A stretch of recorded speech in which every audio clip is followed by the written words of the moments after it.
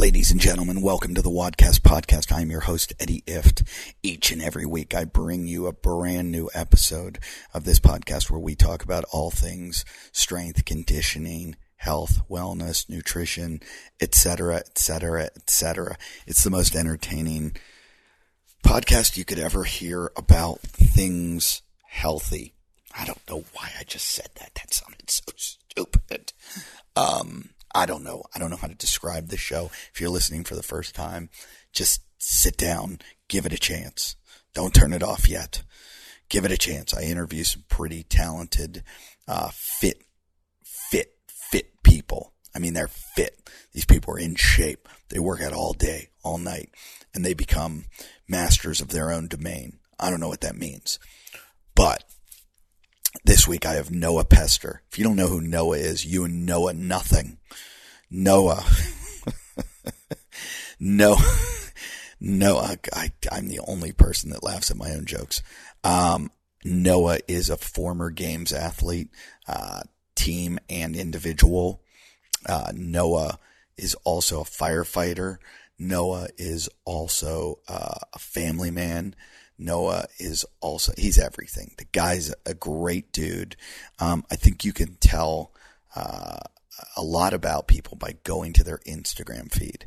If you go to their Instagram feed, you look at it, and it'll tell you exactly who they are as a person. If it's a million pictures of them without their shirt on, they're just a narcissistic piece of shit. I'm just alluding to one of my friends right now. But, you know, not going to lie to you, a lot of CrossFitters, that's all you have in life. But there are some guys out there that are multidimensional, that have a career outside of CrossFit. They've got a family. They've got, hobbies. I'm not talking about me.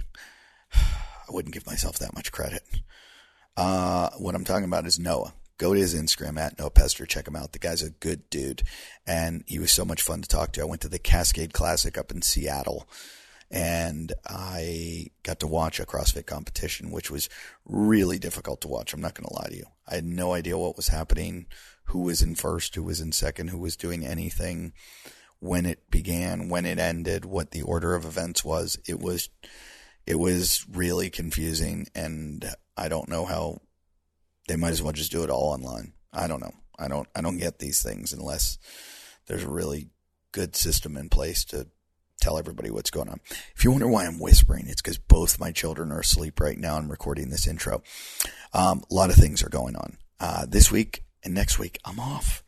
I'll be doing shows around LA, but you can see me when October 8th through 13th, I'll be in Reno, Nevada,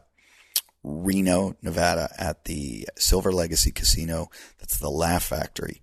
October 18th and 19th, I will be in Salt Lake City. It's actually Jordan Landing. I think they call it Jordan's Landing, Wise Guys Comedy Club. That's the 18th and 19th of October. And then, let's see, where am I next then? November 8th and 9th, Calgary, Canada, at Yuck Yucks. And then November 24th, big show, November 2nd, huge show, Ice House, Pasadena, November 2nd, 8 p.m., massive show, recording for a brand new special. So there will be a film crew there if you want to be part of it. You want free tickets because you're a Wadcast fan, I'll give you free tickets. Just email me at wadcastpodcast@yahoo.com and I will take care of you. That show will sell out, but I would rather have fans of mine in the audience than just randoms. So, they sell tickets. It's a weekend show. It'll sell a lot of tickets. I'd rather have every person there be a fan of mine, so that the laughter is just a little bit stronger and better. So let me know, wadcastpodcast@yahoo.com, if you'd like to come out and see that show. That's November 2nd, the Ice House in Pasadena, 8 p.m. show. Big show on the 24th of November at the Comedy Store. That will sell out. Those all sell out. So get your tickets. Then I go to Naples, Florida, the 27th through December 1st. November 27th through December 1st. Then I'm off to Harvey's in Portland, Oregon. That's December 5th through 8th. So get your tickets, guys. Get your tickets. Then I go to Anchorage, Alaska, Lake Norman, North Carolina. All kinds of crazy shows coming up. Get your tickets, get your tickets, get your tickets. And for the rest of you, if you don't want to come see me live, you want to support the show, go to our Patreon. Our Patreon is the best way to help out the show. You go on Patreon, you donate $5. $5. That's it. Just $5 a month. And you can get yourself in a drawing for a Myopux or a leopard claw. How about that? $5 will get you a Myopux and a leopard claw. Myopux is awesome. It is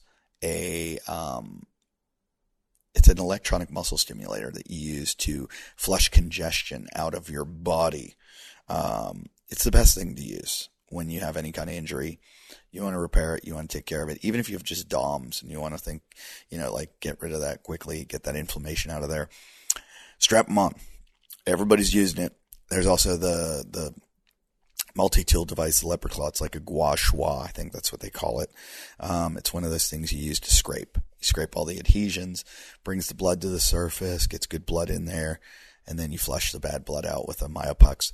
These things are worth like $450, okay, total, the two of them. And for $5 a month, you're going to get the podcast and this. So please help out the show. If you've been listening for a while, it's $1 an episode you're paying? Come on. You get 52 episodes a year. Come on, $50 a year. You can help out. The winner this week, Carlos Roldan. That's Carlos Roldan, Roldan. Carlos, send us a message at wadcastpodcast@yahoo.com, and we'll ship those right out to you. Hey, guys, the Wadcast Podcast hats are in. They will be up on the site. If you would like to buy a Wadcast Podcast black hat with the red and black emblem that says Wadcast Podcast, flat bill, they're really cool hats. Fine Southern Gentleman makes them for us. I asked them because you said you wanted them, and you can get them. I made one printing or stitching. They're all stitched. They're nice hats. You know me, I love hats. I only made one batch, so they will go quickly once they sell out. I am not making any more. So this is a limited time, limited offering. Get your hat. Look like me, because I wear a hat every day because I have terrible hair. But other than that, I think we should move on with the show. How about you? You think that's it? I think that's it. Let's get to this episode. Oh, I'm looking for good guests. I really want to get some like stellar guests on the show, if you know what I mean, like stellar. I don't want just CrossFitters. I like CrossFitters. We talk a lot about CrossFit. How often can you talk about your snatch or handstand push-ups or shit like that? I like people like Rebecca Rush, who told me, that she fucking rode a bike across the Ho Chi Minh Trail. That's the kind of shit we need. So if you know anyone out there that's extraordinary, that is up to my elite level, I want to find them. I want to track them down. I want to stalk them. And I want to interview them and make them feel uncomfortable. So send them a message. Send me a message. Anytime you want to get a hold of us, it's wadcastpodcast@yahoo.com. And you can find us on our website, Wadcast Podcast, our Facebook page. Our Instagram is @WadcastPodcast. You guys aren't joining like I would like you to. Please get on the Instagram. I got to hire somebody to manage that because I don't do a good job of it. I'm not going to lie to you. But with that, is there anything else I have to tell you? Go rate, review, subscribe on iTunes, and thanks for everything. How about that? I tried to get it under 10 minutes. That was 9:31. So enjoy this episode with Noah Pester.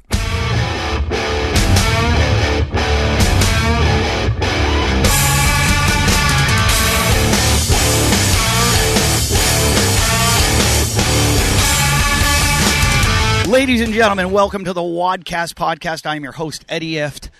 I am live from the Cascade Classic. If you're wondering what that is, I was wondering what that was up until about 6 days ago. It is a massive one of these CrossFit competitions where psychopaths all get together on a weekend and show everybody how good they look with their shirts off. And everybody walks around and drinks protein shakes and tries to mate. I think there's a lot of mating going on here. Yeah. Like people just look around and go, I want to make a child with her. And a lot of stinky bathrooms. Yeah. So I am here. That voice you hear right there is a competitor here at the Cascade Classic. We're going to get into how he's doing because he's done 2 workouts today. He's got 1 more today. He is Noah Pester. You might know Noah. What was it, 2011 CrossFit Games? 2011 CrossFit Games. 39th fittest in the world then. 39th fittest. Man, that is a big accomplishment. It was cool. I mean, back then there was only 26,000 people doing the Open. I don't care. I'll take credit for it. I don't care. That's an amazing... And I beat Miko Salo that year. Did you really? Yeah. Is that when his he ear blew popped? his eardrum out, yeah. So I beat him. You hear that? You hear that, Armin? Armin is in love with Miko Salo. Armin, who is my co-host of this show, used to love Miko Salo to the point where we thought Armin was a little gay for him. We were like, not a little gay, like a lot gay. Like Armin, I still think to this day Armin would leave his wife for Miko, even now. He's got a cool accent. Go straight in like Celine Dion. Oh, there we go. Yeah. There. Wait, let me hear you now. There we go. Oh, perfect. Sorry, everybody that's listening that's going, hey, your engineering, your producing sucks. Anyway, so Noah, you are from CrossFit Marysville? That's right, yeah. I started CrossFit years ago, but that's the gym I owned for a while. I sold it now, but that's where I was for pretty much forever. Does everybody sell gyms now? That's like the thing. It seems to be the thing that's going on now. I did it more. I started it in 2010 out of my garage, just out of the sheer fact that there was no gyms in Marysville. And right. I was tired of driving to my buddy's gym in Mukilteo, spending 2 hours a day driving. I love the Indian names here. Yeah. Oh, you're going to get used to them, yeah. So we started it in my gym, and then it kind of took off from there, and my kids grew up. They're getting older. I get busy with work and sports, and something had to give. So it was the gym, so I sold it to my business partner, and now I just work out at home. So I just worked out at CrossFit Belltown, which is one of my favorite gyms. It is. It's I think, hands down, the prettiest, nicest, in a way nicest, not like best equipment or anything like that, but the nicest looking gym aesthetically in the CrossFit world. And I just randomly popped in there because it was the closest gym to the hotel I was staying at 1 year in Seattle. And I met Nadia and Eric. Nadia, who's on the CrossFit seminar staff and in charge of the CrossFit interns. I met them, became friends with them, always went back there. I pop in yesterday. They've sold it. Oh, really? They sold it. Oh, well, there you go. So it's hard to run a gym. It takes a lot of work. And so I think as they get more successful and as you get busier and bigger and more things are happening, it takes a lot of time. And if that can't be your 100% commitment, then somebody else has to take it over. I just had this conversation with them, not them, with the people there today. I said, owning gyms kind of like when you're in your 20s, you want to own a bar. Yeah. And you're like, I want to own a bar and chicks will be here and everything. And then after about, like, you get married and you're like, I got to sell this thing. Yeah, this can't happen anymore. Yeah, and that's where I was. I mean, I loved the gym. I loved the people. But my kids got older. My wife opened a hair salon, and she was there all the time. And so what are you doing now? So on my full-time job, I'm a captain paramedic in the Marysville Fire District, and I've been doing that for 15 years. So I do that. My wife works at her salon, and am I going to get stung by a bee? Yeah, I don't want you to get stung. Yeah, and then other than that, I got 3 kids, and they all play sports, and so it's nonstop practice and games and coaching and all that. I got 2 kids, and somebody told me, they're like, you think it's tough now? Wait till you grow up and you're a chauffeur. Oh, dude. And all you do is drive them back and forth to all their shit. Yeah, oh yeah. I actually ended up building a shop at my house with an apartment so my mom can move out from Minnesota. So my kids call her Uber Nana. And so she drives them to all the practices and everything when me and my wife can't. What are your shifts like, being a paramedic? We work 24 hours on, 24 off, 24 on, and then 5 days off. So you get to sleep while you're working, but we get the opportunity to. More often than not, it's even if you do sleep at night, it's the worst sleep ever. It's halfway sleep. You're tired no matter what. And what do you think? What do you think the most sleep you get during a night being a paramedic? Oh, there's nights where you'll go to bed at 10 and wake up at 6. Really? But you still feel like awful, exhausted because you still hear. I'll keep the radio on sometimes, so I'll still hear calls, and you just don't sleep. You never get a deep sleep at work. So no, I can't imagine. No matter what, you go home and Now all my kids are in school full time, so I could take a nap if I need to. But I don't know if you heard Matthew Walker on the Joe Rogan podcast, but he's like the authority on sleep. He wrote a book. He's done more in-depth studies on sleep than anyone else. And he was saying when you don't sleep in your own bed, that only half your brain sleeps. Oh, I believe it. When you sleep in a bed other than your own bed, your body knows it, and it's like it's not accepting the sleep. So you're not getting a full night of sleep. Oh, yeah. Somebody should tell my kids that so they sleep in their own bed instead of coming in mine. Oh, I have a 4-year-old. Yeah. Every single... I now am offering rewards for her to stay because we have a 2-month-old, and I'm like, Izzy, I'll buy you anything. Yeah, whatever you want, I'll get it for you. Because she sleeps. We sleep in an H. Like my wife's the one vertical, I'm the other vertical, and my daughter sleeps parallel. 1,000 degrees too. Yeah, they heat up. Yeah. Why are they? I don't know. So I end up sleeping in my kids' bed more than I sleep in mine now. I do the same thing. So, you have 12 more years of that at least. My oldest is 12, and it's brutal. Yeah. Good luck that. It's brutal. So how are you doing in the competition today? Good, I think. I believe we're in first place after... So you're on a team? Yeah, so I'm on a team with Nick Thomas, who was on our CrossFit Marysville team. Our last year we competed. Ashley Moe, who's been to the games 6 or 7 times. You've made it as a team member too? Yeah, so I went as an individual in 2011, and then in 2014 we decided we were like the original super team. Yeah. And so before super teams were a thing... we got in touch with Ashley Moe and Kelsey Nagel and Ryan Swabity, who was my business partner at CrossFit Marysville. We're like, hey, why don't we do a team? We all live close. Melissa Dixon lived the farthest away, and so we decided, hey, let's make a team. Let's see what happens. And they all committed to coming up to Marysville and training, and we did that for years. Is that when they dumped the rules where they were like, we can't, because I remember there were so many like nitpicking. We had, I was with CrossFit Paradiso, and they had someone that they found out wasn't working out at the gym at the beginning of the season. It was like, oh, my God. Oh, yeah. We ended up we took it seriously. So we would take a picture of every single training day with the date, the time, put it on Facebook so everybody could see it, and logged all of our workouts for the whole year. And we ended up, in 2014, we ended up taking 3rd place at the games that year. We were in 1st place going into the final event, and then it was a 200-point event. We got 4th, I think, and ended up taking 3rd overall, which is cool. What do you like better? I love the team. The individual is just... I mean, I like the individual stress. I like having to take it upon yourself to do what you need to do. But working out with the team kind of pushes you to go to a different place where you wouldn't normally go by yourself. Like if I'm tired by myself, I'll just take a rest. Where if you're on a team, your teammates are kind of expecting you to go. So you kind of have to. I have a hard time understanding it because I don't compete in anything except every once in a while I'll go in on a Saturday and a gym will program. You're working out, partner workout, or a team workout, and I find it easier and harder because there are places where I can take a break that it's not my strength, and then there are places where it's like I'll crush this, I'll make up all these reps for you, and so I feel it's easier because I hide from my weaknesses and go towards my strengths. Yeah, there's definitely a part of it. I mean, if the right workout comes up, you can kind of hide the people that have the weaknesses in your team. Yeah. As it got further and further along, 2014, 15, 16, 17, Dave Castro programmed the workouts to where you couldn't hide the people. So instead of, as a team, finish this, do whatever you want, it was everybody has to do this much work. And so it kind of changed the dynamic a little bit. And it's... So this... I was looking at the individual workouts for this event, and a couple of them. The first one didn't look bad. The one with the rope climbs looked horrendous. Oh yeah, I was watching the individuals there. It looked really tiring. Yeah. And then are the team workouts? Well, the first one of the day was we had to row. We had a 17-minute clock, 18-minute clock, and we had to establish a 1-rep max snatch each, and then row for meters with the rest of the time. So what'd you get for your snatch? I snatched 255. Nick snatched 275. Power snatched it, which was a PR for him. And I haven't snatched over 225 in probably 4 years. So wow. It was a win for me.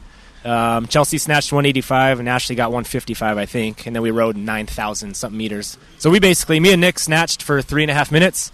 And then the girls got off the rower, and then we rode for the next 14.5. Did he power snatch it because he doesn't have the technique, or what? No, I think he power snatched it because he can.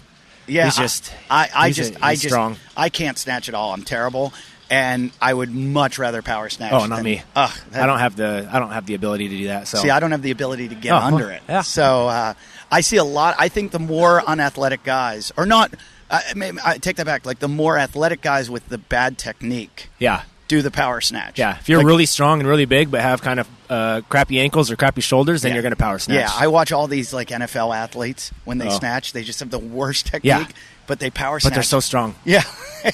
They never get under it. Yeah. So that was the first workout, and that was fine. We took first in the snatch and second in the row, and then the second workout we just got done with was I think it was 17 minutes long. You did 9 calories on the Rogue Echo bike, which is like the assault bike, but on steroids and way bigger and harder.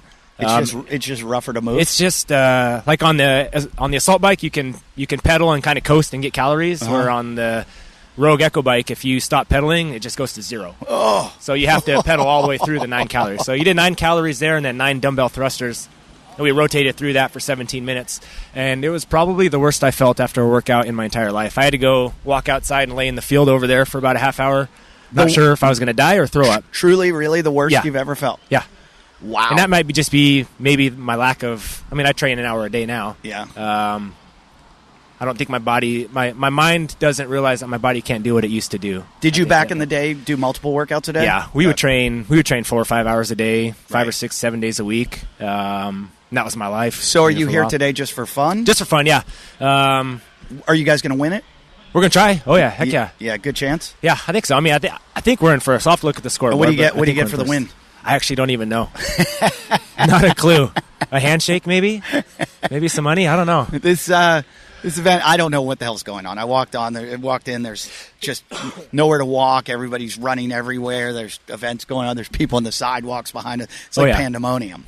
Yeah, we've done this event. I think this is his Jordan's 7th year putting it on. 7th year. And so we've done it 5 or 6 times. And it's fun. I mean, it's cool. It gets everybody together. I just ran into Mike Tremella from CrossFit Precision, who's down in Agora, right near me, and he was Hunter McIntyre's coach. And I'm like, "What are you doing here?" And I thought this was just for like the Washington area, and he's like, "No, we're up here to compete." Yeah, it's bringing people up. I saw some people with some San Diego shirts on. So, but there are some great athletes in the Pacific Northwest. I mean, great. I mean, we don't SoCal. We don't have anyone anymore, men at least. Yeah. And I look up here. There's some beasts up here. Yeah. I mean, CrossFit. CrossFit obviously started in California, but some of the first affiliates and the first people I did CrossFit were up here. Greg Glassman came up here with all his buddies and with Greg Amundsen, and they were doing CrossFit up here in 2006 or 2007, whatever. And you started when? 2009? I started in June of 2006. Oh, okay. And so I was did if you started in 9 and you made the games in 11, that's pretty I started in 06, did it for a few months, and then I went to paramedic school. So I moved to Seattle for a year, did paramedic school, did nothing but eat crappy food, not sleep, be stressed, got real fat. How hard is paramedic school? It was the longest 9 months of my life. Really? Yeah, and so I left for school in October. My son was 9 months old at the time. I left, moved to Seattle, left my wife home with my son. Wow. And I stayed in Seattle all year. I came home for Thanksgiving and Christmas, and then toward the end of the year I started to come home more. But you have to immerse yourself in what's going on. I mean, they say it's 4 years of medical school condensed into 10 months of paramedic training. I knew it was intense. I didn't know it was that intense because I was much, much lower level of like almost an EMT because I was a ski patrol. Oh, okay. And an ocean lifeguard, and we had to have minimal training. And they were like, the next level up, you want to go paramedic? And I was like, what's that entail? And they started to tell me, and I went, no fucking way. No. That's super, like, you're able to give IVs, you're able to... Yeah, so I spent the whole 10 months, and we do IVs, we do drugs, we do intubations. What drugs? What drugs can you... Well, we're fortunate enough in the Northwest that we can paralyze people, sedate them, intubate them if they're having trouble breathing, where a lot of places in the country... You have to wait for them to die before you can put a breathing tube down their throat. And you guys can do it. So they teach us how to use the drugs, when to give them, what doses, why to give them, when not to give them based on what's going on with them or what contraindications they have.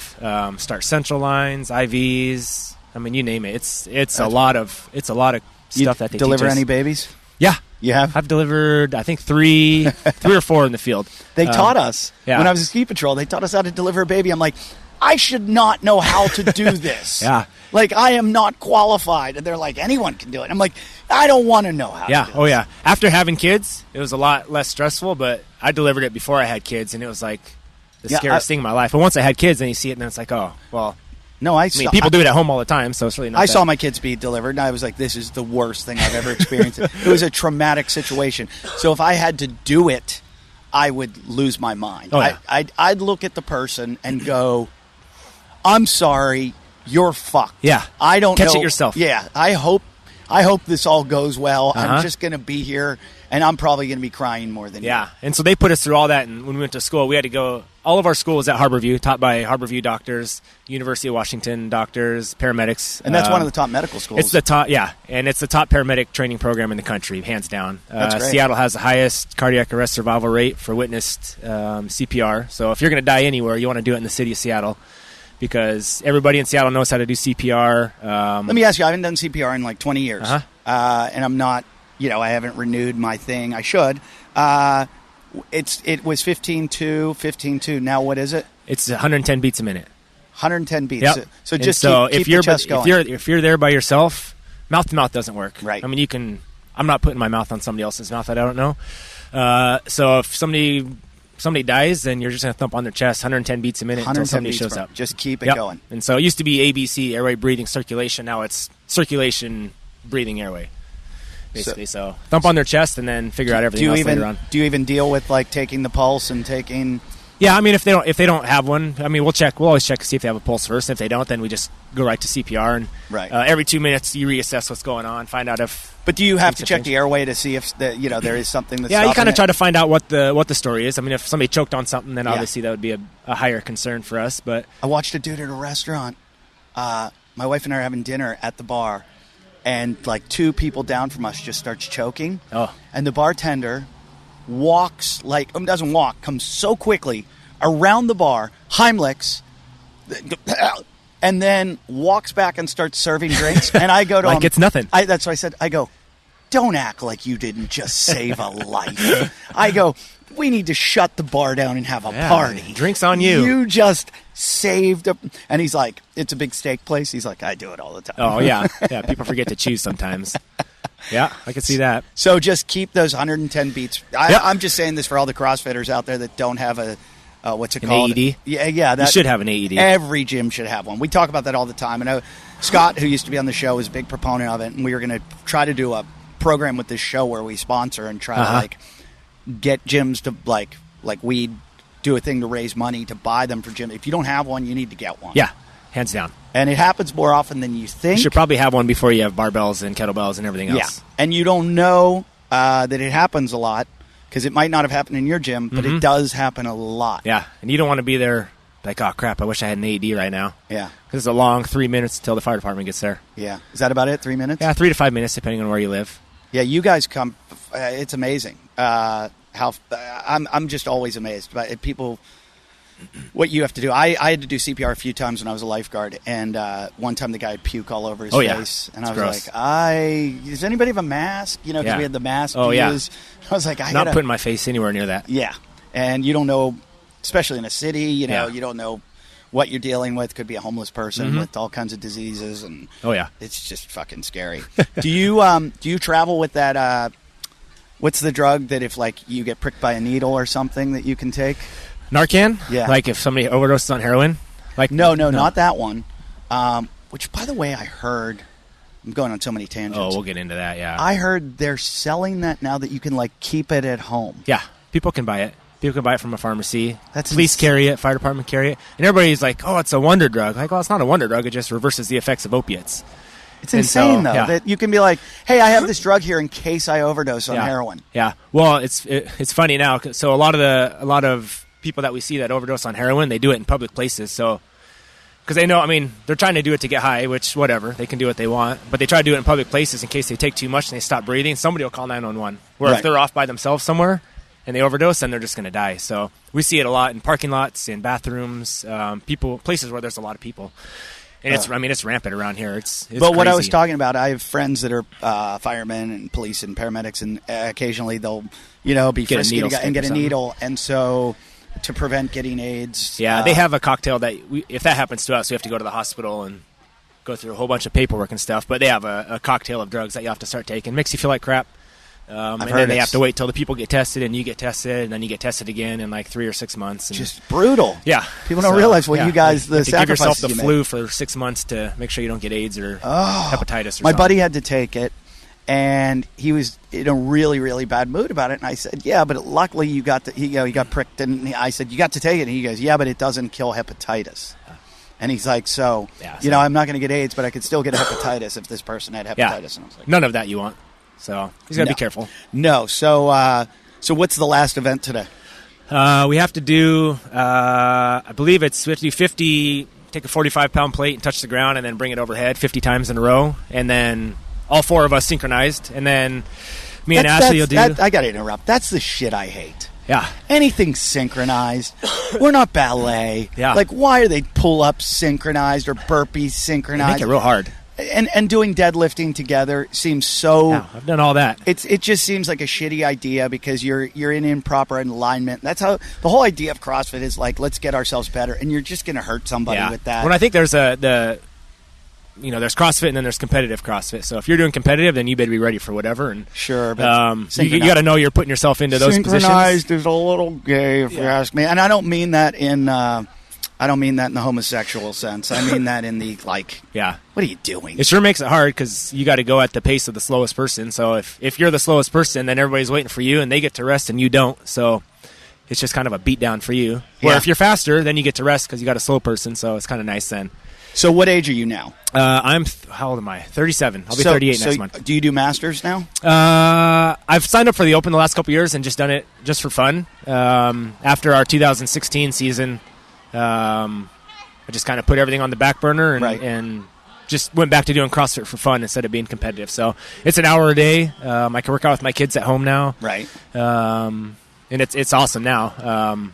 So I'll do the Open again, and my son's 12, so when he turns 14, he can do the Open and try to qualify, and then I'll push a little harder then, and we can get an old guy and a young guy at the games. Are you doing pretty well at the Masters? I have no idea. I think in the Open, I've made it to the top 200 every year, but I've never made it to the top 10 or 20 that you need to get to the games. I'm surprised with your background that you haven't. I don't want to make you. Are they texting you like we're going in the next heat? Okay, I got a minute. Well, we can continue. Okay. After I got a 17-minute workout coming I'll go watch your workout, and we'll come back and do this and finish up. Perfect. Right on. All right. Hey guys, this episode is being brought to you today by Whoop. You know Whoop. Everybody talks about it. I just saw Zach Forrest wearing one when he did the tactical games. Zach, a former games athlete, Navy SEAL kind of guy, everybody wears it. You gotta wear it because what it does, it tells you where you are training wise. I'm getting my wife in one. My wife is, just done being pregnant. She's breastfeeding. She doesn't get a lot of sleep. I want to manage her sleep. I want to know when she's been well rested, when she needs a nap, when I can help her out, or when she's just whining. And I can go, you know what? You're whining. It's great if you're a coach. You can put your clients in it. You know when you're overtraining them. That's what it's best for. It uses heart rate variability. And it's like a heart rate monitor that you wear on your wrist. And it's got an app that it pairs with, and it gives you all these kind of analytics. It'll tell you about your recovery, your strain, and your sleep. And it knows when you're recovered, and it knows when you need to rest. And it's great. It tells you all about your quality of sleep. So it'll tell you about your deep sleep, your SWS, all kinds of crazy stuff. And you just look at this data, and you can go, you know what? It's detrimental for me to work out today. Like, I could work out, but it's going to hurt me. So why would I work out? I'm just going to take a rest day. And some days you wake up and it's like, look, dude, you're ready to go. And it'll be a confidence builder because you're like, I know I'm well rested. I know I haven't worked out too hard today. I should be firing on all cylinders and I'm just going to crush it. So, check it out. They just released the new Whoop Strap 3.0, which includes new upgrades to hardware, and it unlocks a suite of new software features in the app. The Whoop Strap 3.0 now has a 5-day battery life, an improved strap, and live heart rate monitoring, in addition to a handful of new in-app features. I was wearing a Polar strap. Don't need to wear it anymore. This is great. It also can charge while you're wearing it. How about that? How cool is that? So, check them out at whoop.com. That's Whoop, WHOOP.com. Whoop. And they're going to give you $30 off. That's a pretty good deal. You got to use the code WODCAST at whoop.com. You're going to get $30 off when you check out. So check them out, check it out, and then check out using WODCAST at whoop.com. Christmas is coming. Well, not for a bunch of months, but you always want to buy somebody a gift. You don't know what to get them? I'll tell you what to get them. Get them a Gains box. If they're a CrossFitter or a workout freak, get them a Gains box. Gives you all your monthly fitness needs delivered. Here's how it works. First, go to gainsbox.com. You select a plan, fill out your athlete profile so you know all about the athlete. And then they've got easy gift options and cancellation. And you're going to get the best fitness brands in one package. They're going to send you a box every month with a mix of apparel, gear, supplements, and snacks. You're kind of new to the game or you're shopping around. They're going to give you all these different supplements to try, all this new gear to try, and you're going to try it out, and then you're going to go, I like this. I want to get this. I don't like this. It's really good. And the best part about this is they're basically, the way they do it, they work out deals with these companies. So they get everything at such a good rate that they can offer this whole package to you at like half the price. So like this is double the cost, and you're never going to pay full prices again for any of this stuff. You won't pay full price. You can customize by size, gender, and they've got samples, they've got full-size products, and the guys that do this are industry experts. They know everything about the business, what you use, what you like, what you need, and so they're picking the stuff for you. And they put this box together knowing what you want, what you need, and you will be happy. I got my first one. I used every single thing in it. I used the supplements. I got these bands that I use for monster walking that I use in my warm-up all the time. All kinds of cool stuff. So order now at thegainsbox.com and buy your first box and get a second special bonus box free, valued at $70 with the code WODCAST. Did you hear what I said? You go to Gainsbox. That's thegainsbox.com. Thegainsbox.com. How do you spell Gains? Gainz. You were thinking an S. No. Z. The Gainsbox. Gainz. Thegainsbox.com. You're going to buy your first box. You're going to get a second special bonus box free. This is valued at $70. You got to use the code WODCAST though at thegainsbox.com. Just talking to my sister today, and her daughter has allergies, but they don't know what they are. That ever happened to you? You got something going on health-wise. Doctors can't figure it out. You can't figure it out. You don't know what to do. You've tried everything, change your diet, intermittent fasting, some alternative medicine, whatever it is. It gets really stressful. I know I've been there a bunch of times, and it's not happening to me anymore because I found this company called Everlywell, and they have all these different tests you can take to dig into finding out kind of what's causing your problems. You know, you hear people say I'm gluten intolerant or I'm this or that. They don't even know. They just think they are. Well, now you can find out for sure. Everlywell has more than 35 at-home lab tests. They've got food sensitivity tests, thyroid tests, STD tests, heart health tests. You order these off the internet, take these tests, and each Everlywell collection kit comes with a super easy to follow instruction. You collect your sample at home, and then you send it back in. You send it back, it's processed in a certified lab, and then you get your results, and they're reviewed by a board-certified physician. Then they're sent directly to you digitally within just days. So you can then take them back. You can share them with your healthcare provider if you want to, show your doctor what they say. But it's probably cheaper than if the doctor orders the tests. The Everlywell digital platform helps break down exactly what your results mean for you, too. So like you go on their site, it's going to show you what's going on exactly. And you can also set up a free discussion with a healthcare professional direct through Everlywell. If you want to try this and start learning more about your health like I did, check out Everlywell at-home lab tests today. So that's you're going to go to their website, and it's everlywell.com, and go to everlywell.com/wadcast. You're going to get 15% off. Okay? You got to enter the code too.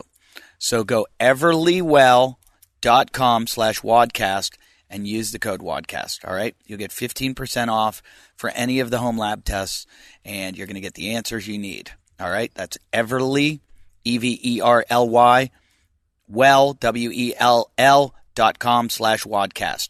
15% off with the code WADCAST. Well, we're back. That was incredible, Noah. Oh, my gosh. It was so good. I just watched you sit around, eat some candy bars, and do nothing. Yeah, pretty much. little false start on our heat assignment. So yeah, we got another hour still. I didn't realize there were 6 heats. Yeah, me neither. By the way, the event you're about to do, I don't want to scare you.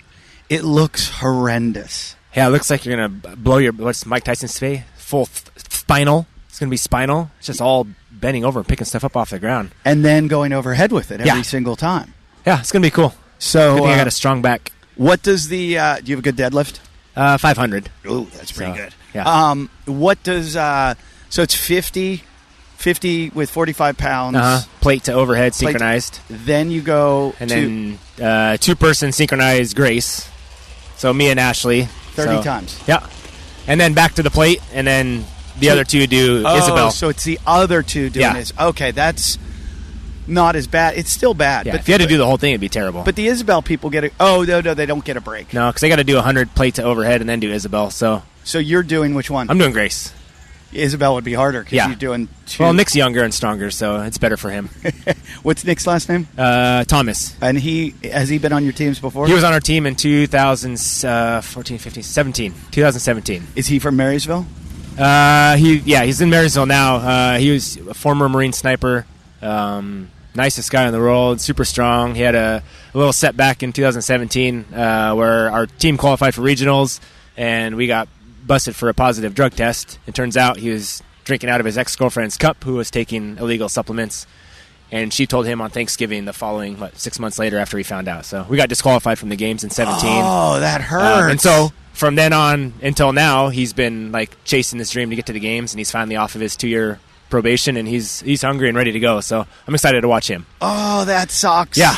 That sucks. Yeah. That's how our competitive career ended in CrossFit right there. What substance was she taking? Oh, gosh, I can't even remember the name. Something I probably can't pronounce. It's like stenanza and all. They're all so crazy and weird. And it's so funny when someone gets popped, you're like, I didn't even know that drug existed. Yeah.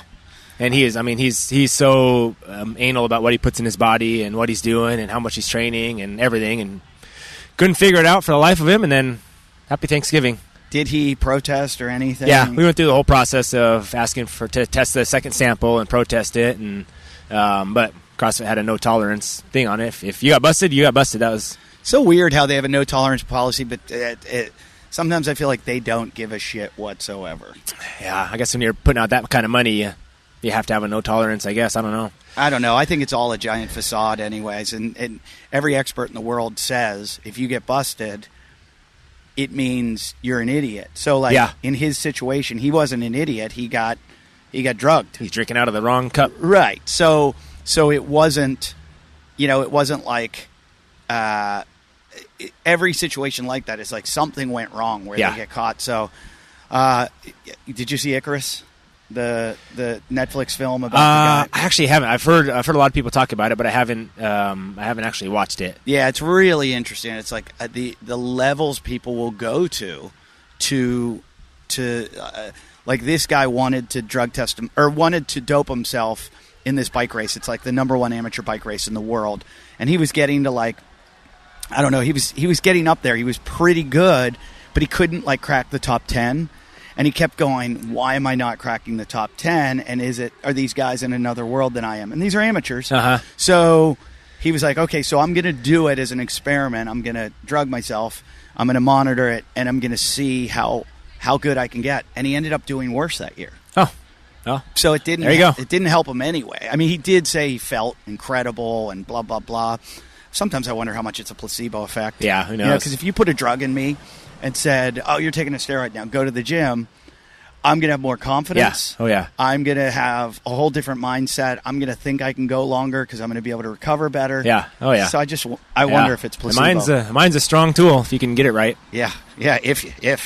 Who can do that? People that qualify for the games, not me. So you got time till that. I forget what we were talking about when we last left you. I thought something about we'll come back. We'll heroin talk about, and CPR. We'll talk about your performance. Oh. Yeah. Well. To be determined still. So I see you have Chelan Valley CrossFit.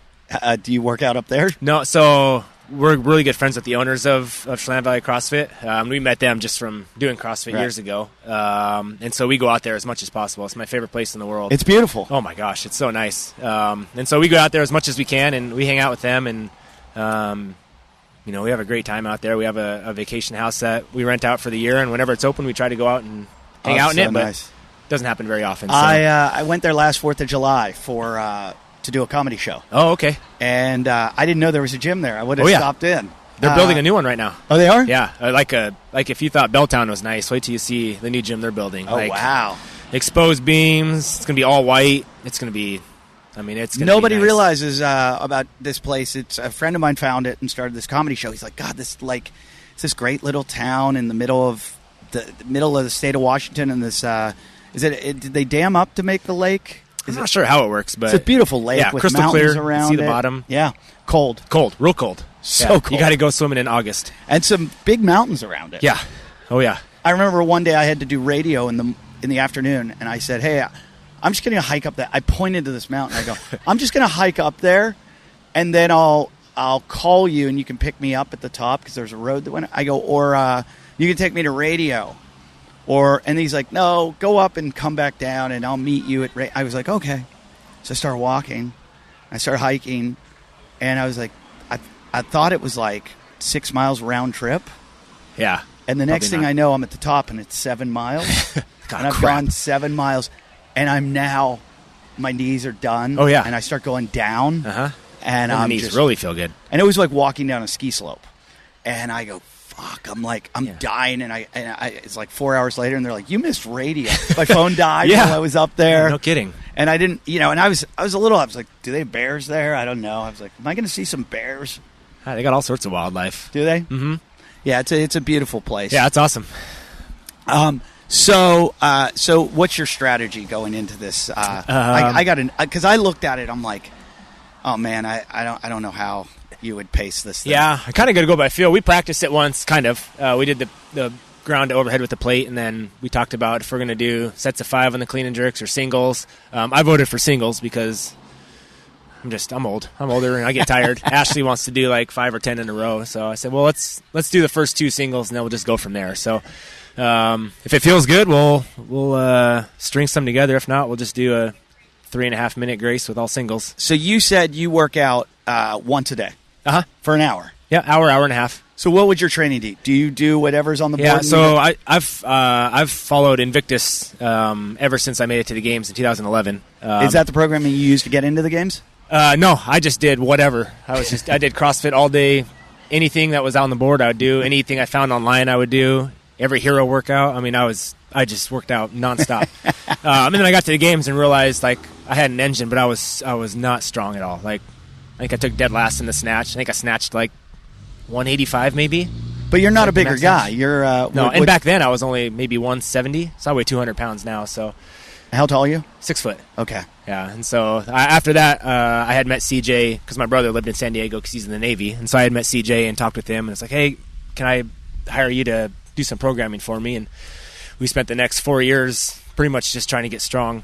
I was supposed to meet with CJ 2 weeks ago in San Diego, and we got miscommunication. Oh, but okay. Yeah. I drove by Invictus mistakenly on the way to I went to run up some trail, and I drove by, and I was like, oh, there it is. There's the Mecca. Uh-huh. Yeah, looks pretty cool. I haven't actually been down there since they moved into the new place they're in now. But yeah, so I started training with him, and we did a lot of work to try to get stronger, and I got stronger. And so, give us an example of what your workout is. Oh, well, most of the days, I mean, they're on a kind of a constant cycle right now of squats and deadlifts and shoulder presses, and doing a lot of just barbell moving just to get ready for the open. So lots of touch and go clean and jerks, touch and go snatches, get out of breath and do a bunch of other stuff. And so it's called all kind of open prep, high rep, pull up, things like that. But most days are like a couple strength parts and then 1 or 2 or 3 metcons, and we'll do all the strength stuff, and then we kind of just pick and choose. And you get that all done in an hour? Yeah, and so we'll pick and choose. If there's workouts that like, oh, we could do that and it looks fun, we'll do it. If it looks like, oh, it's going to be real hard, sometimes we'll make up a different one and do our own. Because I find whenever I try to do any kind of programming that's, I don't know, more for, somebody a competitor oriented, and it's broken up like that where there's the strength component, then you're doing like a Metcon, and then you're doing some ancillary work, whatever you're doing, supplemental. It just, the next thing I know, I've been in the gym for 2 hours. Yeah, you've been there forever. Yeah, so you got to pick and choose. Luckily, I don't warm up, so it's like, and I've been that way ever since I started CrossFit. I think it's a byproduct of being a firefighter. You don't really get to warm up to do stuff, so just kind of get in there and start moving, and we can get a lot of stuff done a lot faster than. Are you a firefighter also? Yeah. So the way it works out here is to work for the fire department, you got to be a firefighter. Sure. You have to be an EMT, and then after I got hired to be a firefighter EMT, they sent me to paramedic school a year later, and then I promoted to captain 3.5 years ago. So are you in an ambulance or are you on a fire truck? I'm a fire engine now. Okay. So I worked in a medic rig for 8 years, and then I promoted to captain. But fire engines are the first. Look at this chick going. Yeah. Pizza! There we go. The fire engines are always first on. It depends on, like, every city and fire district is different. It depends on what the call is and who's the closest. And so they use a lot of dispatching based off of where units are. So if you're the closest and there's a call, they'll just send you. If it's something serious, they'll send an engine and a medic unit. If it's something really serious, they'll just send everybody, and you kind of figure it out from there. Are you, this is the Pacific Northwest. You guys have some big fires up here, don't you? Yeah, we get a lot of, like, in the summertime? The wildfire stuff is more eastern Washington, and then, like, Oregon, Idaho, California. So they have a lot of stuff. This has been a pretty mild year. But do you get, I noticed, like, I was just in the big fires last year in Malibu, and I live right on it basically circled where I live. And I saw a lot of firefighters from, well, not as much this time, but like when Idaho had its big fire up in Ketchum, there were firefighters from all over the country everywhere going there. Yeah. Do you end up going? We don't. On those? Our fire district doesn't send anybody, but a lot of the surrounding smaller departments will send, if they have volunteers or even some of the bigger ones, they'll send an engine and 3 or 4 guys or a brush truck or something. So they'll send them off to the fire, and they go and do that for a couple weeks, and then they send them back. And so it kind of has to work with staffing and making sure you're getting people backfilled for work. So you do urban stuff. Everything is. You're not urban. doing any wildfire. Mm-hmm. That shit is crazy. I just caught up with a bunch of guys in Boise that were doing. They jump in off the helicopters, and the guy was telling me, he goes, my very first day when I got into the program, they said to us, like, you're going to go down you're going to rappel down. If the line gets caught at all, you have a knife to cut loose. But if you can't get loose, we're going to cut you loose because the helicopter can't get down. Yeah, no thanks. So we're going to say goodbye to you. And he goes, that was my first day. Oh. That they were like, we might kill you. Yeah, hard pass. And he started talking about what these guys do, and I was like, holy shit. He goes, they'll drop us in, and then we'll take all our gear, we'll hike out. Yeah, those guys are studs. That's cool for them, not for me, but cool for them. I'll stay here where it's a little bit safer, still unpredictable, but a little bit more in my control for most things. Yeah, I'm actually doing I talk about it a lot on the show because a bunch of CrossFitters are coming with me, but we're doing a 68-mile run from the Pacific Palisades in L.A. to Point Magoo, and it's 68 miles on a single track over 14,000 feet of elevation, and we're trying to break 24 hours. and I've been running on the trails every day, and it's brutal. And then I think about these. We're doing it to raise money and awareness for the National Fallen Firefighters Foundation, and I just keep thinking these guys are carrying gear and wearing like I don't know how many pounds of equipment, and it's the one thing that I'm like, I'm a pretty cynical dude. But I sit up there, and every time I start to get like, oh, I'm hurt, I'm like, don't be such a pussy. Like that. Come on. These guys, these monsters walk through here. Yeah, I mean, you got to be in good shape, and you got to be committed to what you're doing, that's for sure. So good for them. Yeah. I love how you're like, you got to be in shape. I was only the 39th most in shape guy in the world. Do you tell people that all the time? I think most people around here kind of remember. At least the people who have been CrossFitting for that long. Who else from up in this area? You got Sean Sweeney, that's a Washington. He's down in Nevada. He's like Nevada or Texas. Yeah. Kind of from the Pacific Northwest. I mean, Ashley Moe, who is a 3-time individual and then 3-time team competitor. I'm trying to think who are the Cole big Sager guys. Cole Sager's from up here, yeah. So I got to know Cole before he was who he is now. Yeah. So I remember actually beat him in a workout once or twice in like a team competition, but he was a stud still at that time. So he lives over in Eastern Washington now, trains out of his garage. Then, I mean, Brett Fikowski and all them are up in Canada, so, I mean, they're fairly close. Lucas Parker was up in Canada. When you were in the games individually in 2011, that was like Spieler, Kalipa. Froning. Was it his first year? It was his second year. That was the year after he fell off the ropes. So that was his first year winning. Okay. Froning, Kalipa, Spieler. I'm trying to think who else. I mean, they had Miko Salo. They had Neil Maddox.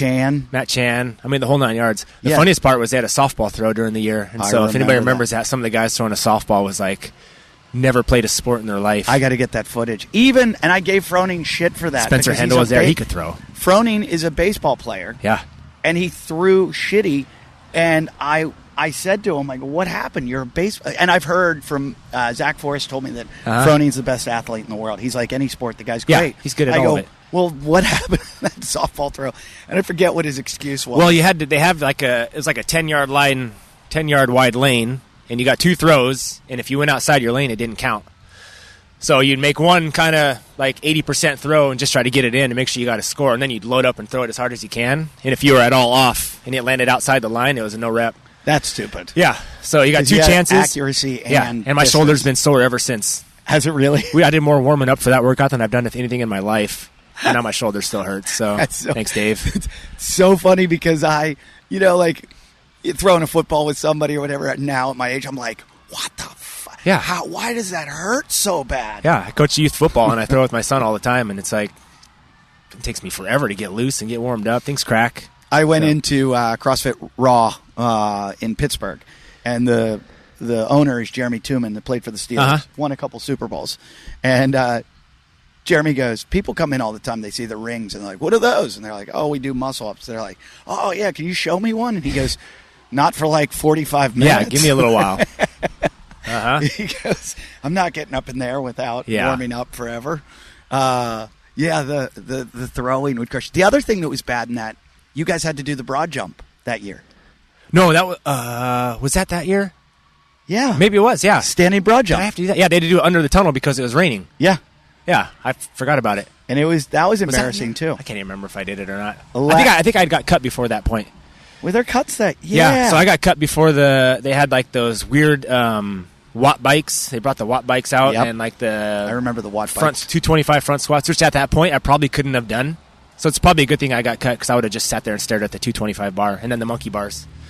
So I got cut right before that event. The monkey bars is where Bridges came flying through like a little ninja. Wally. Yeah. So. I'll never forget that. Those are those moments in the games that you're like, that's going to be, remembered forever. And those are I'm trying to think if there was anything like that this year. I won't forget 2 years ago last year when Frazier and Vellner fell down the cargo net. Dude, I watched that on TV. That looked painful. Yeah. Luckily, those guys didn't really hurt themselves. I'm glad they didn't get hurt, but it was also kind of funny. It was. We watched the replay about 9,000 times, and I had to laugh a little bit every time. Only because I probably would have done the same thing, or I would have got caught in the rope and been hanging from it, and they would have had to come cut me down. But Yeah, I'm surprised more people don't fall off the rope.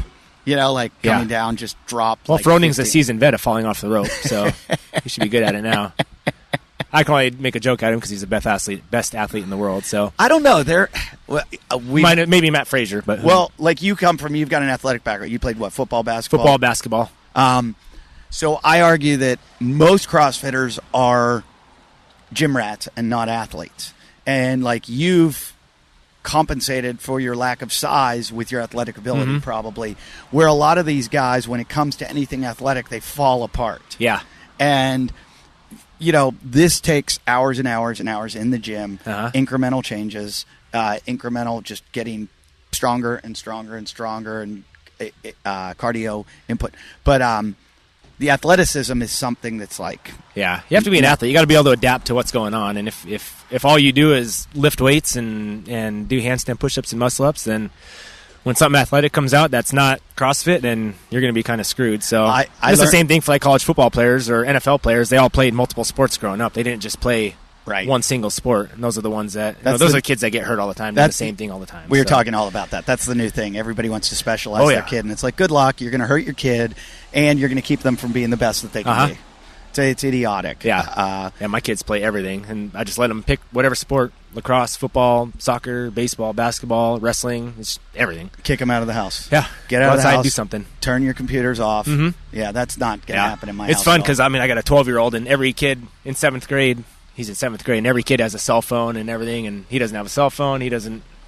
So if you want your friends to talk to you, they can call the house and they can come over and play. But I'm not giving you a cell phone now. I'm holding out forever. All the best athletes, all the parents. I hear it. They go, my kids, sun up, out of the house. Don't come home till the sun comes down, and it's the phones. The phones and the computers are ruining them. I got a little niece and nephew that are New York kids. Oh, New York City. It's just sad. Yeah. What do you do there? Oh my God, they just come in from school and computers all go on, and then the lights go out. They go to bed, and I'm just like, what? Wake up and turn the computers back on. It's hard for the parents, because you want to take them to anything. It's really far away. Yeah. Not far away, but Subway. Go play outside. Oh, there's a street out there. So. Yeah, you can't do it. So my kids, it's my daughter, I have her in gymnastics, swimming, take her to the track, build obstacle courses for her, and she's like, Dad, can I watch TV? No.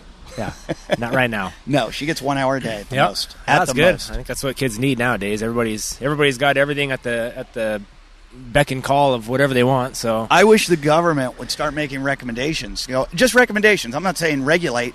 I'm saying, the World Health Organization says, hey, you should breastfeed. They should go, hey, it's not good for your child to have 1 or 2 hours of screen time a day. It's bad for them. There's obesity. There's all this shit. It's it's messing up their brains. Stop. But they won't do that. Yeah, they should also get more recess at school.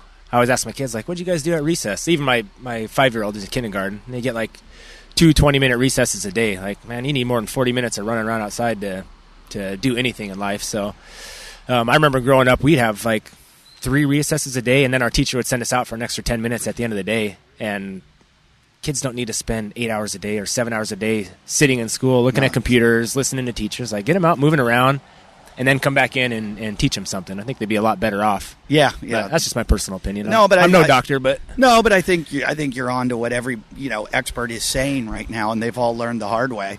What you look around at the problem. I'm in a different city every day, and or every week, and I'll go for runs around town. And it's not like I'm looking for kids, I notice I'm there's no kids playing in the streets, and this is weird. This is creepy. We were never inside, never. And I don't remember it. The only time we played video games, if it was raining or something, we would go, oh, we can't go outside. Let's just play on the computer. Even we did go out in the rain. Oh yeah, we'd go out and get so muddy. My mom would always get so mad. Yeah, do so much laundry. Yeah, but. I don't know. Good for us. I don't know. We're done. These next generations are just. Oh man, they're pathetic. I think it's hopefully the younger kids now that we're all having hopefully it'll be better off. They'll have all the best computers and everything else when they grow up, but hopefully they're some of us are figuring it out and not letting them adapt to what normal society is right now. So So when you took your firefighter exam, the physical part, did you just smash everyone? Oh my gosh, that was so long ago. Yeah, they have a CPAT. It's a candidate physical ability test, and it's a standardized test that a lot of departments use to figure out if they can make it. And you have to do some stair climber stuff and then some other firefighter skills, and it'll get your heart rate up. But I did it pre-CrossFit, so but you were probably I was tired, but I was in decent shape. I mean, I was a Globo gym guy, so I was at least had a little bit of strength. So it wasn't terrible. How'd you find CrossFit? My wife had a good friend who just randomly started doing CrossFit up at Mount Baker CrossFit, way up north in Mount Vernon. And they were like the 5th affiliate or something. Top 10 affiliate, like ever. So she had a friend up there doing it. She's like, oh, you guys need to try this. It's awesome. So we'd make the 40-minute drive up to Mount Vernon and do CrossFit. 40 minutes to do CrossFit. 40 minutes, did CrossFit. I remember the first 2 weeks, I would go to the gym, I would do CrossFit, and then I would have to lay down in the back seat. My wife would drive me home for 2 straight weeks. And for whatever reason, we kept going back. I couldn't figure it out, but it was, maybe it's the competitive part of it or what. But that was my first 2 weeks of CrossFit. I did Filthy 50 on day 2. I didn't know what a kettlebell swing was. I actually don't even think I did kettlebell swings because they didn't want to teach me it. So it was a painful 2 weeks. Why didn't they want to teach you it? They kind of had an open gym style, so it was like, hey, you're doing this workout, all these things on the board. We're going to cut out kettlebell swings. And then they had like 3 rounds of a warm-up of pull-ups and push-ups, and I was like, oh, I can do all this. And I did like 7 pull-ups and was smoked for the warm-up, and then I had to do the workout and just about died. My first workout was Helen. Oh. Yep. And I didn't know, and I sprinted. And my friend Kenny Kane, who's on the show all the time, who owns CrossFit LA, was the one who brought me to the gym, and he goes, I started running. He goes, there goes the sprinter. Yeah. Good luck. You're going to regret that. I regret it. The end of the first round, I saw, as I was doing the kettlebell swings, Gretchen, who was a regional athlete at the time, just went past me in the first round, and I went, I was killing everybody. Yeah, what happened? How did this? And I remember thinking, wait, I have 2 more rounds. Oh, no. Bad decision. Yeah, that's one of my other all-time feeling terrible after a workout was at my level 1 in Oregon, and it was like January, and it was like 12 degrees outside. The gym didn't have any heat, so we were freezing all day long, and then that was back when they did Fran during your level 1. So at the end of the first day, they get everybody together. Hey, this is what a thruster is. This is how you do pull-ups. We're going to do Fran, and Chris Spieler was the lead instructor for the whole course, and so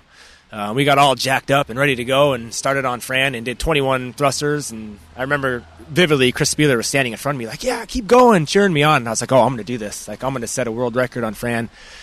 And I did like 18 pull-ups, and then like things went black. I finished the 3 pull-ups, stumbled back to the bar, picked it up, and did a couple thrusters. And Chris was like, all right. And then he just turned around and left. I was like, oh, no, what happened?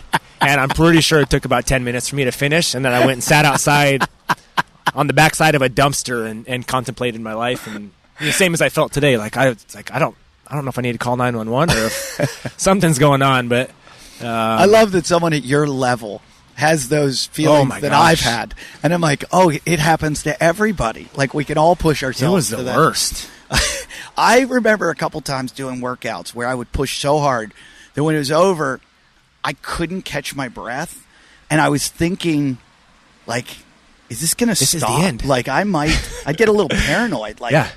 I can't catch my breath. It's not slowing down. They said it's supposed to get better. And I had a Fran cough one time that lasted pretty long. Like, I was waking up in the middle of the night doing it, and I was like, "This is bleeding fucked up." lungs. Yeah.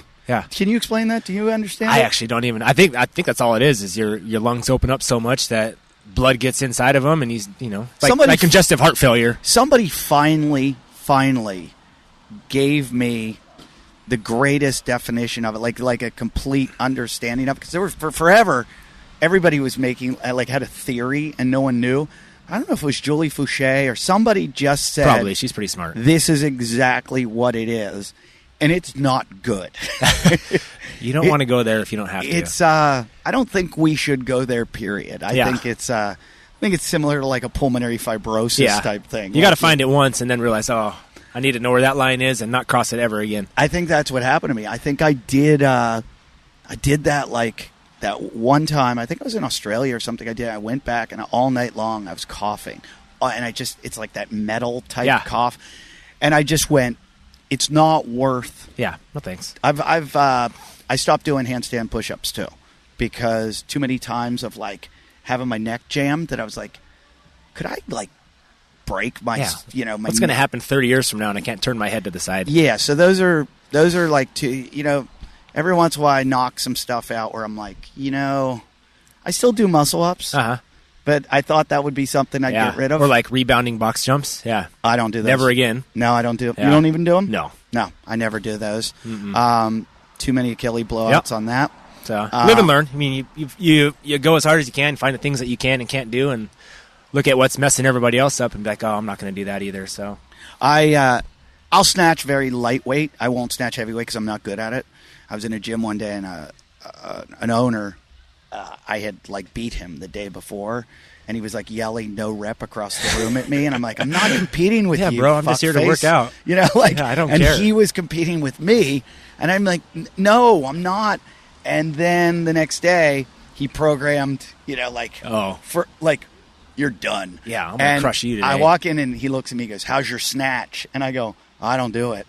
Yeah. And he goes, why not? And I go, never made me money or got me pussy. So I don't do those. Oh, and he goes, well, why do you do it? And I go, I got a little daughter. He goes, why do you do CrossFit? I go, I got a daughter and I'm kind of older and I want to live a long time and be able to like do active stuff with her. And he was like, oh, good answer. Yeah. So take that. Is there anything else you won't do? Bucks? Step down? I'll do handstand push-ups if they're all strict. I don't ever kip them. I used to kip them a lot before I was strong enough to do strict. Yeah. And then spent the next 7 years learning how to be strong enough to do strict ones. Weirdly, I started strict because I didn't know you could kip. Then I learned to kip, and I only kipped, and then I was like, no, never more. Yeah. Yeah, I remember watching Jenny LeBat hurt her neck back in 2013, and I was kind of like, oh, I'm not going to do kipping handstand push-ups anymore. So everything's strict. I really wish they'd take it out. Yeah. And just not have it exist. Yeah. Just be strong. Yeah. So. I'm trying to think if there's anything else. Yeah, I don't talk about the box, the rebounding enough. That's done. Yeah. I've known too many Especially people. after a couple of years of people blowing out their Achilles at regionals and the games. It was like, well, the one thing everybody used to talk about is getting rhabdo, doing GHD sit-ups. Uh-huh. I've never felt bad after GHD sit-ups. Oh, I have. Really? Oh, yeah. I've been pretty sore, but I've never done to the extent where I can't function. That's the one they warn, though. They're like, hey, this one can really give you rhabdo. Yeah. Have you you've ever had rhabdo? Uh-uh. Encountered anyone with it? Yeah, I've known some people who have got it, both locally, at the gym and just in the CrossFit world, people I've seen before. I have a little fear of rhabdo with going 68 miles. Well, I think if you train yourself enough, then your body kind of adapts to it. 2 months? Is that enough? That I couldn't tell you. I got a guy I work with who does ultra marathons, and he runs like 70 or 80 miles a week to train for him. Yeah, so, I'm not doing that yet. Yeah, I'm up to about 50. That's a lot of miles still. Tommy Hackenbrook's coming. Oh, really? Yeah, Tommy Hackenbrook's coming. Hunter's coming. Hunter McIntyre. A couple good runners right there. Yeah, and I'm going to get smoked. Maybe you can just hold on to Tommy, and he can pull you for the 68 miles. We got a guy. We got a Dustin Fierro's going to beat them all, I think. Well, we're not racing. We're staying together. Oh, okay. You hear that, guys? We're staying together. And if I fall down, you're going to pick me up and you're going to carry me. Pick him up and carry him, yeah. Are they texting you? Where do you go? I'll ask him if we're up. So Dustin Fierro is an ultramarathoner, and he does the paddleboard where you go from San Pedro to Catalina Island, 32 miles, I think, and he comes in like second every year. So he's a freak of an endurance athlete. We had this guy that did 7 marathons, 7 days, 7 continents. I've had him on the show. He's done Race Across America twice. He was going to do it with us. He's got a really bad knee problem right now, so he might drop out. Oh. But like these guys are all guys that really don't need to train. I'm the only one that needs to train. And my fear is that these guys are just going to be monsters, and they're going to go, keep up, Eddie, and I'm going to go. And then you're going to try to keep up and regret that. And then I'm going to but I don't want them to leave me. It's the woods. There's mountain lions. There's mountain lions. There's that too. And, it's dark. You better wear a GPS tracker. Come find me. Here's my beacon. I've written down all the things I need, like my food, my headlamp. And I just recently, when I was out on the trails, I went to get on my phone, and it was so, like, no service anywhere, and I'm in the middle of... You need a sat phone, huh? I'm getting a sat phone. I would, too. Yeah, because I figure if anyone does get injured and we need to get the Rangers in there... Because all you have to do is trip over a rock and hit your head. Oh, yeah. And we're fucked. Mm-hmm. So we might need a paramedic. How'd you like to come? I'll come watch. 68 miles. Out there. Come on. How about, can I ride a bike? An electric one. Hunter has ridden his bike across the whole thing. He's run it in 2 days. He's never done a full day. But the record's like 11 hours. Dang, 68 miles. 68 miles in 11 and a half hours. It's like 6 miles an hour. What kind of 9-minute mile for 68 miles? I'm averaging right now like I'm doing like between 15 and 17-minute miles up there. It's just so brutal with the hills. And all that elevation. 14,000 feet. Oof. There are 4 2,000-foot climbs. One of them's like 3 miles long. Man, I hope you make it. Everybody's like, I can't believe you're doing this. I'm like, I haven't done anything. I'm just trying to do it. I'm trying to get there. It's like, oh, man. It's like, I haven't done anything. Like, the most I've done is 15 miles. I mean, I've run more than I've ever done. I've run marathons, but on these trails, I've done 15 miles. And when I'm done, it's equivalent to doing 3 workouts in a day. Yeah, you're smoked. Yeah. You don't look too bad, though. You look right now like you're fine. I feel pretty good now. And after that, you say it was the hardest workout of your life. That's the worst I felt after a workout that I can recall prior to my level 1. Have you ever puked after a workout? Yeah. And you felt worse? I felt worse today. I probably would have felt better if I just threw up, but there's too many people out there. I didn't want to be that guy in the middle of the field throwing up. Like, oh, look at that guy. Somebody told me once if you throw up, like if you feel it, because I felt it, and they're like, if you do, it'll just become a thing where your body will start doing it all the time. And feel better. And I used to have a guy on my relay team who would puke before every race. He would jump the fence, go puke, and come and run then. And it was out of nerves. Yeah. He's fast as fuck, too. So it worked. But I just never wanted to be that. So I'm trying to think if I've ever puked in a CrossFit. I don't think I've never made it. I've done it a couple times, mostly on sneaky workouts where you don't think it's going to happen. Like I rode a 5K at work one day and for whatever reason decided like, I'm going to get a good time, and regretted it afterwards and had to throw up. But I try not to do that at work too much. But you did it at work? Yeah. Yeah, whoops. That's one of those ones where I didn't think I was going that hard, and then I was. Are you allowed to work out while you're there on your 24 hours? Yeah, so we have a full setup at all our stations to do CrossFit, and we got rowers and bikes and bumper plates. Is that your doing? Yeah, and we started, when we started doing CrossFit, whatever it is, 12 years ago, we just kind of slowly over the years accumulated equipment at all the stations, and a lot of guys do CrossFit. A lot of them do, conventional strength training. A lot of them do, aerobic training. So there's kind of a little bit for everybody, but you got to be in shape to do the job. You got to be strong enough to carry your equipment around and do everything that comes with it. So I think if you're not training at work and you're not training outside of work, then you're doing a disservice to the guys you work with and to the citizens you're serving. So it's pretty cool that you guys do that, and you have a job to do that. When I was a lifeguard, we would get to work at 9. We'd get to our beach at 9:30. Had to be set up by noon, and was it noon? I think, or maybe 11. But between like 9:30 and 11, only one guy had to be on the stand, and the other two had to work out. Oh, perfect. So they were like, you need to work out. They didn't tell us what to do, but you'd either row out in the ocean, swim, or run and do push-ups and everything on the beach. And it was great. It was like getting paid to work out. Oh, yeah. And you felt obligated because you never knew when you'd have like a big rescue where you had to run and swim and pull somebody in. Yeah, and you don't want to be the guy that goes out to do something and like, I need help now too because I can't do this. So that's that's why I still do it at work and why I still train. So so I'm not that guy at work. Bodies are heavy. Yeah, especially dead weight bodies. They're real heavy. Let me ask you this as a firefighter, because I heard this from one of my neighborhood firefighters.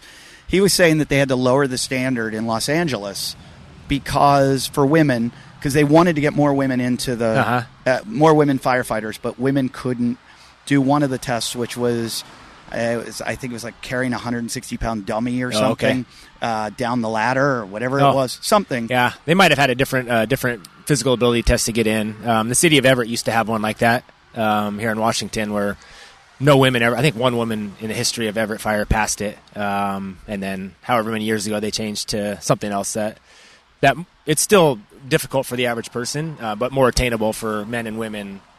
Well, there's some pretty weak guys out there that have to do it. So. Well, that was his argument. He said they've had to lower the standards to let women in. He goes, but now he's like, he said, my partner is a female who, if I were to collapse, she wouldn't be able to pick me up and carry me out of there.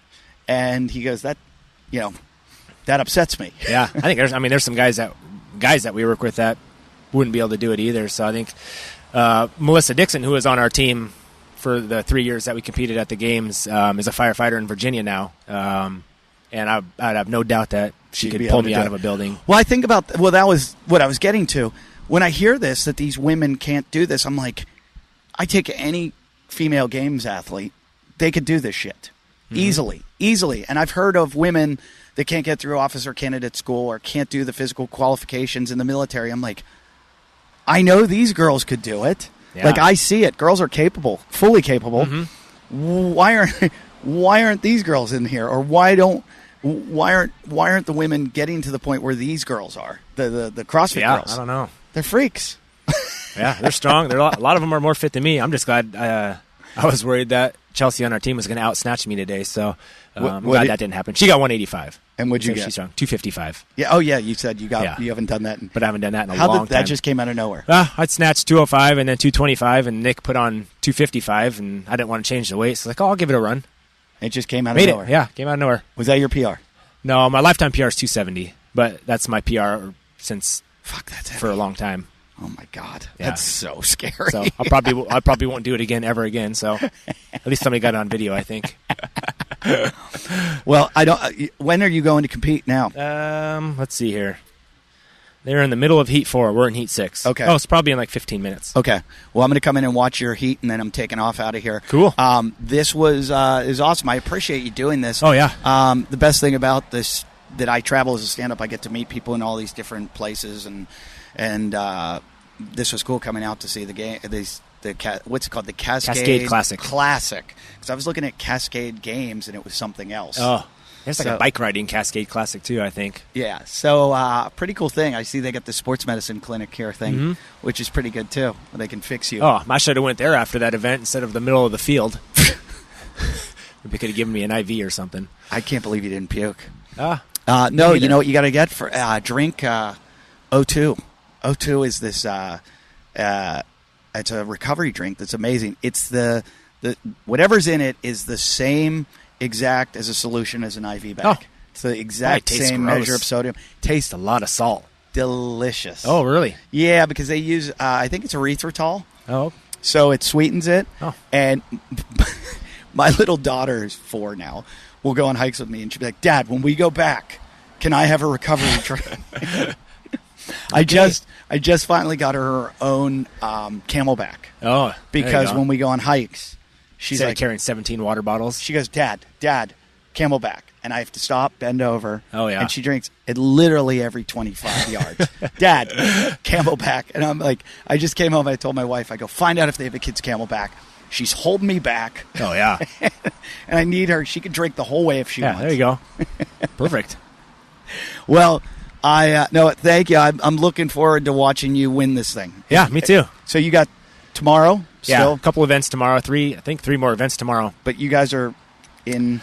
Well, they haven't updated the score yet, so we're in 26th right now. But they haven't put in our scores from the last workout. How many teams are there? Oh, there's like 50 something, 60 teams. And you're in 26th place? Yeah, but they haven't. Come on! I know they haven't put in our score from the workout I almost died in. So because this is like. Higher caliber. This is not a sanctional, but it's like a level below. Just right below it. And I'm looking, and I see some beasts out there, but I also see some guys that I'm like, I think I could beat that guy. Yeah. Yeah, they have all sorts of divisions in here, so which is why it's taken forever to get through all the events. And I'm pretty pathetic. But thanks for I am. Yeah, but you're going to run 68 miles.